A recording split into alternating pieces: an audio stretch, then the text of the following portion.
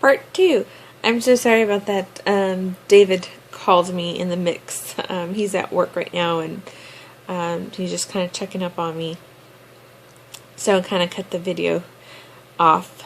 But like I was saying is, I just feel a lot of pressure and soreness, and I only feel it when I stand or walk. So I don't know if that's a sign of I'm dilating. I'm not quite sure. Do you feel when you dilate? I have no idea. But yet, and then also I got joined by the new member of our family. Her name is Puss in Boots. I saved her from being mauled by some dogs when she was a kitten. So I'm a cat lover, so I took her under my wing literally, and yeah, she's pretty comfortable like that. So as far as my birthing plan, at first I was going to do the medication, and simply because I really didn't think of anything else.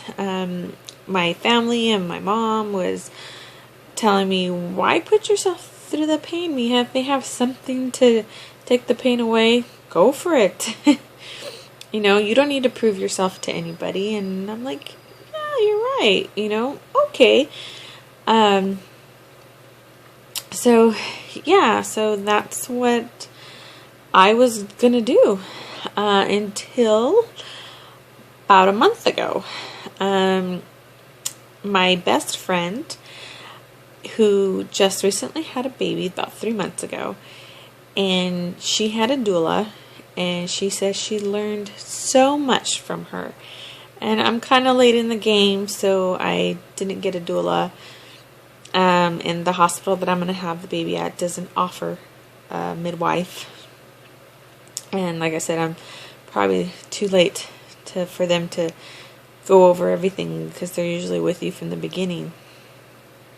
So she kind of became my doula midwife type of deal. And she told me, Leslie, before you make that final decision, that you'll have the epidural. She's like, I want to show you something. And she showed me 2 documentaries on Netflix. And one was, I think it's called Business of America or something like that. I can't quite remember what it was, because like I said, she showed it to me. But once I know, I will definitely let you guys know. And one was actually done by Ricki Lake. So I watched these videos or documentaries, and it totally changed my perspective. And not to say that whoever is out there that's going to have the epidural, that there's anything wrong with it, because I was going to do it. It's just some more personal things. As I was looking at the documentaries, said, you know what, I want to do it all natural. Sometimes they're saying that, a hospital becomes just, they want people in and out. It's just a business for them. And certain things that they would say, give you the Pitocin to induce the labor, and then get the epidural, and then, that puts the stress on the baby, and then they want to give you Pitocin again because you're not progressing enough, then another epidural, and it's just stressing out the baby. And then they say, oh, the baby's heart rate's dropping, we got to get the baby out. They got to use the vacuum or C-section, everything to progress the labor. Or if you even go into, if you go into labor and you go into the hospital sooner, and they're telling you you're not progressing enough, because you're there too long, basically, and they want to induce you. And I talked to several other people and friends and said, how did you have your baby? And literally everybody pretty much said the same thing. They got the progesterone, and then they got the epidural, and then either they got it again or they didn't, and then they said the baby's heart rate dropped. So they needed to get the baby out sooner and faster. And they were just like, these were key words that more than one people from my talk to said. And I'm like, wow, this can't all be a coincidence type of deal, that these drugs actually do this to cause the baby stress, and that's why the baby's heart rate drops. And that's why they have to get the baby out so soon. But granted, that could happen regardless if you have that or not. So, I just wanted to be like, you know what? I didn't have the easiest pregnancy, and I went through all that nausea, and because I didn't want anything in my system to harm or anything with the baby. So I just said, why would I do this? If I was so adamant about not having the drugs, the medication for nausea. And another reason is when I was younger, I suffered from seizures. And looking at the documentaries, they wrote a whole list of things that can go wrong or side effects. And when I saw that, I said, well, I already had them or have them, and if this could bring them on again, I'm more likely for it to happen, because since I've already had them, and I hadn't had them for years, and I just don't want anything to bring them back, because it will change my life completely. So I decided that was another big reason why I didn't want to, and why I am going to do my labor all natural.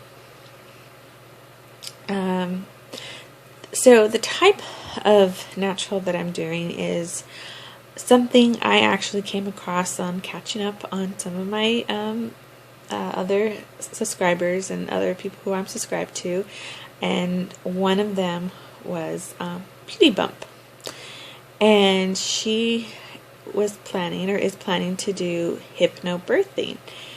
And when I came across her video, I was like, "Oh, what's that?" So I looked at her video and I caught my interest, and I researched it a little bit more, and I said, this is so up my alley, because I am very into meditation while I was prior hand, and relaxations, crystals, home remedies type of deal, all natural ingredients. And so I was like, I can do this. This is something I'm familiar about. I know how to meditate, and to go into those trance, in a sense, to concentrate. And so I decided that's what I was going to do. But she's lucky enough to have a class nearby her. Me, not so much. The closest class they offer to me is about 2 hours away from me. So and it is a long course, and I was still working at the time, and I said there's no way that I would be able to do it. It would take me, because where it's located, it's in the heart of traffic. It would take me 4 hours to get there and 4 hours to get back, and I just said there's no way. So I took it upon myself to do research, reading.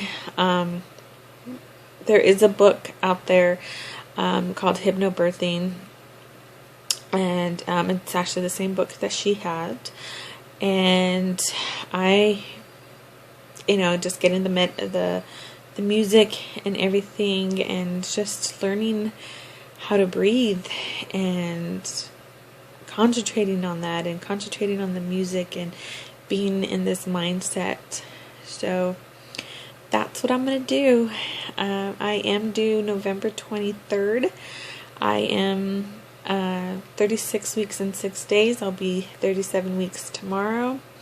I have a doctor's appointment tomorrow as well, so we'll see what happens.